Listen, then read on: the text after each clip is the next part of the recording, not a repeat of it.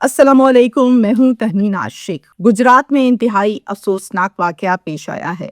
एक नई नवेली दुल्हन शादी होती है और अपने ससुराल में रुखसत होकर अपने शौहर के साथ आ जाती। शादी को सिर्फ 1.5 माह का वक्त गुजरा, अल्लाह ताला ने रहमत कर दी, ये उम्मीद से हो गई। अब ये बात तो ऐसी थी जिस पर सभी खुश होते हैं, लेकिन इस बात पर शौहर खुश नहीं हुआ। उसको ये बात पसंद नहीं आई। उसने क्या किया, अपने ही बच्चे को दुनिया में आने से पहले मार दिया। बीवी रोती रही, मनाती रही, तरले डालती रही, पर उसकी किसी ने ना सुनी। अब सवाल यहाँ पर बहुत से जन्म लेते हैं कि शौहर ने आखिर ऐसा क्यों किया? क्या कहीं और शादी करना चाहता था? क्या उसे शक था कि ये मेरा नहीं किसी और का है? मामला अंदर का कुछ तो था जिसकी वजह से इस हद तक नफरत की कि मार ही डाला बच्चे को। गुजरात में इलाका है गलियाना, वहां पर रहती है एक फैमिली। अजमतुल्लाह घर के सरबरा का नाम है। इनकी जो अहलिया है वो अल्लाह को प्यारी हो चुकी कई साल पहले। एक इनकी बेटी का नाम कायनात है और दूसरी बेटी का नाम है रूमा कंवल, वो भी अनमैरिड है।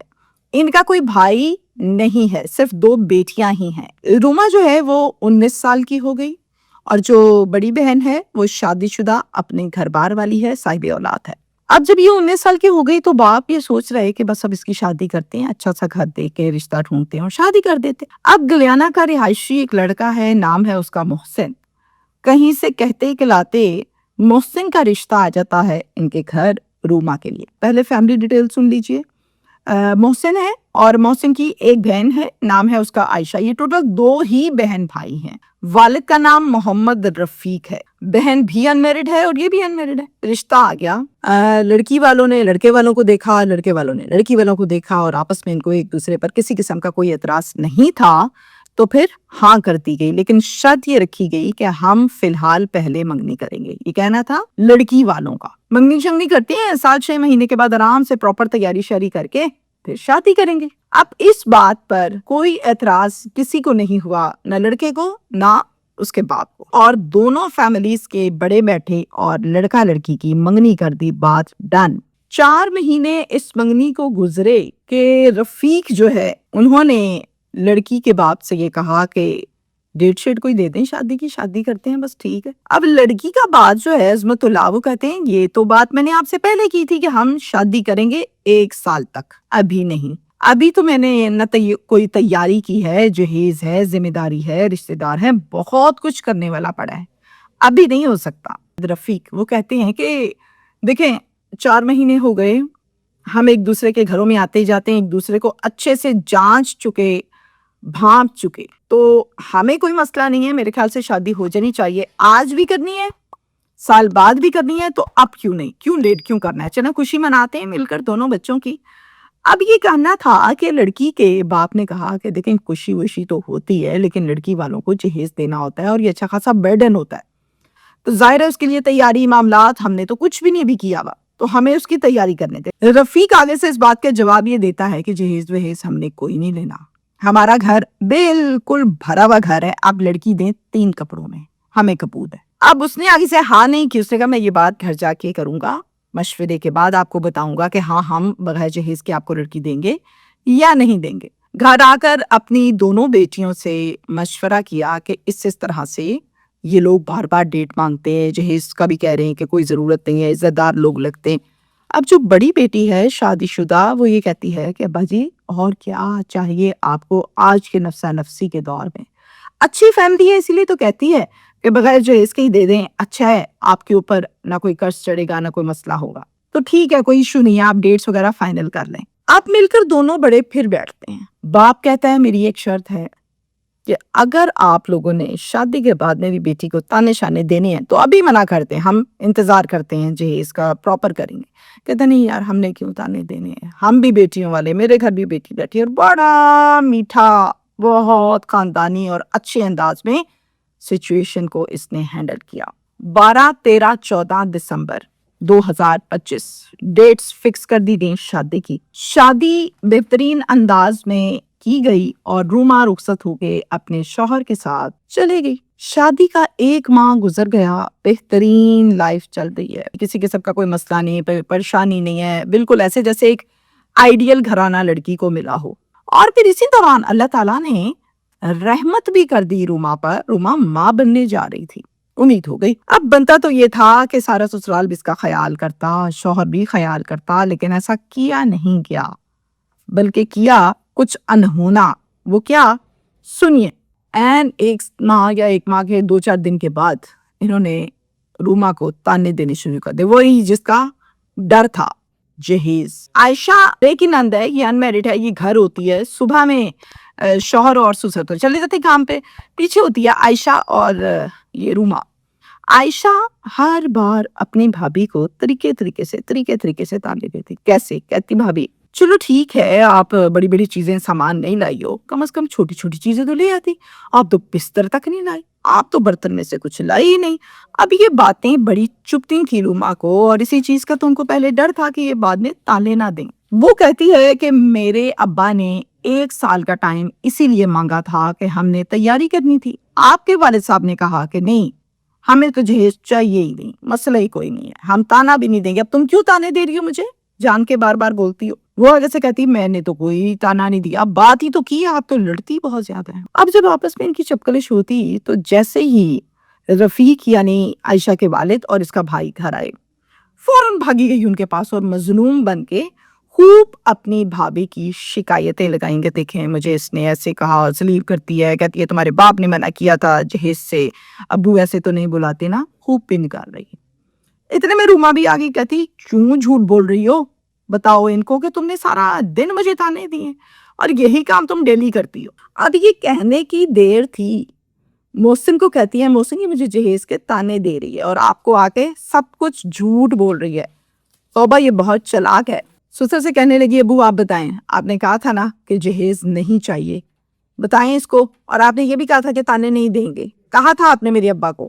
اب یہ مجھے تانے دے رہی ہے, الٹا آگے سے جھوٹ بھی بول رہی ہے. اب جیسے ہی اس نے یہ بات کی نا تو جو شوہر ہے اس نے پکڑا بازو اس کا, بیوی کا, تم نے زبان کیوں چلائی میرے باپ اور میری بہن کے آگے. 1.5 ماہ شادی کو ہوئے اور اس دوران یہ پریگننٹ بھی ہے, نازک حالت میں ہے, سینسیٹیو کنڈیشن ہے, اسی میں اس کو ٹھڈے مار رہا ہے, تھپڑ مار رہا ہے, دھکے دے رہا ہے. اب یہ بات خاموشی کے ساتھ روما پی گئی.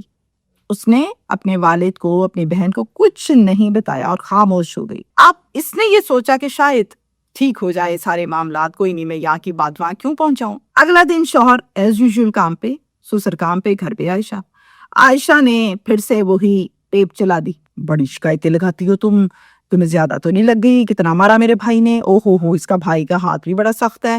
اس طرح کر کے اس کو مزید ذلیل کرنے لگی, ٹریگر کرتی رہی.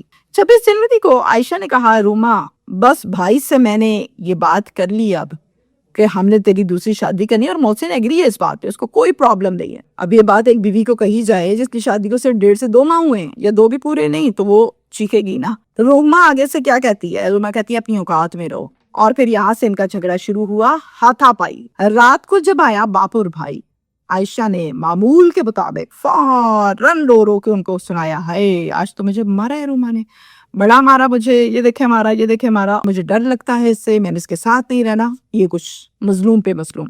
محسن نے بہن کی سنی کہ مجھے مارا ہے, اس پر اس نے اپنی بیوی کو پھر سے ایک مرتبہ خوب مارا, اور یہ مہلت نہیں دی کہ وہ بتائے کہ مارا ہے کہ نہیں مارا, یہ سچ کہہ رہی ہے یا جھوٹ کہہ رہی ہے. یہ اس کی باری نہیں آئی, اس کو مہلت ہی نہیں ملی, اور اتنا مارتا رہا. وہ بیچاری روتے مار کھاتے کہتی رہی میں نے کہا ہی نہیں, یہ جھوٹ بول رہی ہے, اس نے مجھے مارا تھا, ایسی تو بات ہی نہیں تھی. لیکن محسن نے یہ سب بالکل نہیں سنا. مار کر اینڈ پہ جب تھک گیا تو اس کو گھسیٹ کر کمرے میں پھینکا, باہر سے لگائی کنڈی اور سائڈ پہ ہو گیا. وہ بیچاری روتی دھوتی بے ہوش کمرے میں. سسر پاس کھڑا تماشائیوں کی طرح تماشا دیکھتا رہا, نہ منع کیا نہ ہٹایا. 26 کو مار پڑی تھی, اگلا دن آ گیا 27 کا, پوری رات وہ کمرے میں بے ہوش ہے. 27 ہو گئی, نہ روٹی نہ پانی, نہ کسی نے کنڈی کھولی, نہ پوچھا کہ اندر زندہ بھی ہے یا نہیں.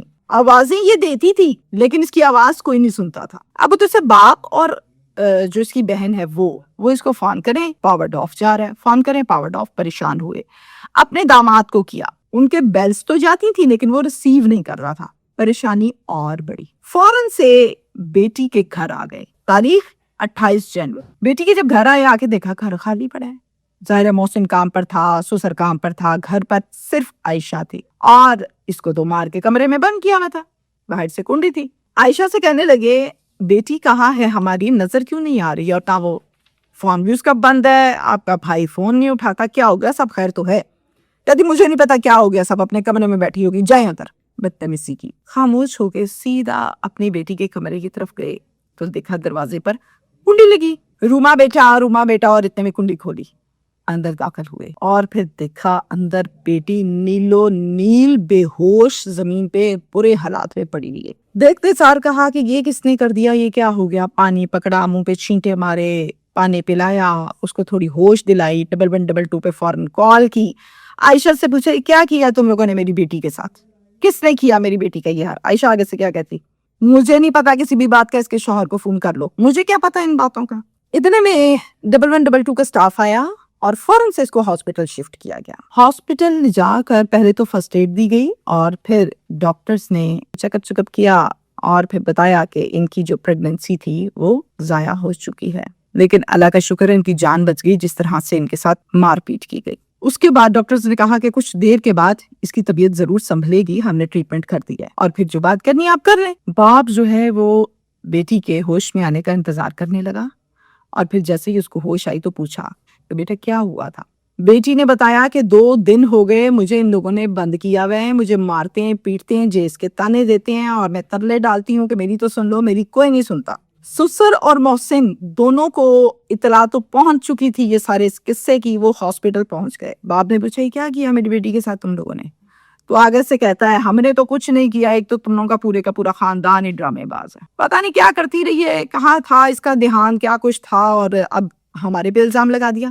ساتھ میں یہ بھی کہا کہ ہم نے کبھی اس کو تانا دیا ہی نہیں, ہمیں کیا پتا.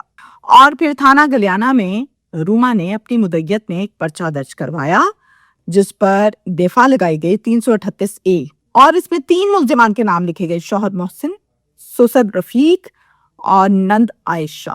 یہاں تک اس کیس کی ڈیٹیلز اور اپڈیٹس ہیں. یہاں پر آپ کو میسج ہمیشہ کی طرح جیسے میں ہر ویلاگ اور ہر کیس پہ دیتی ہوں, تو آج کا میرا میسج اس سٹوری سے ریلیٹڈ یہ ہے کہ ہم جس طبقے سے تعلق رکھتے ہیں, جس معاشرے سے تعلق رکھتے ہیں, وہاں پر یہ کہنا کہ ابھی شادی کو صرف 1.5 ماہ ہوا اور یہ کچھ ہو گیا تو آواز نہیں اٹھانی, کوئی نہیں, آہستہ آہستہ حالات ٹھیک ہو جائیں گے, بالکل نہیں ہوں گے. جس نے ٹھیک ہونا ہے اس نے شروع میں ٹھیک ہونا ہے, بلکہ شروع میں لوگ اچھے بن کے رہتے ہیں, آہستہ آہستہ حالات بگڑتے ہیں.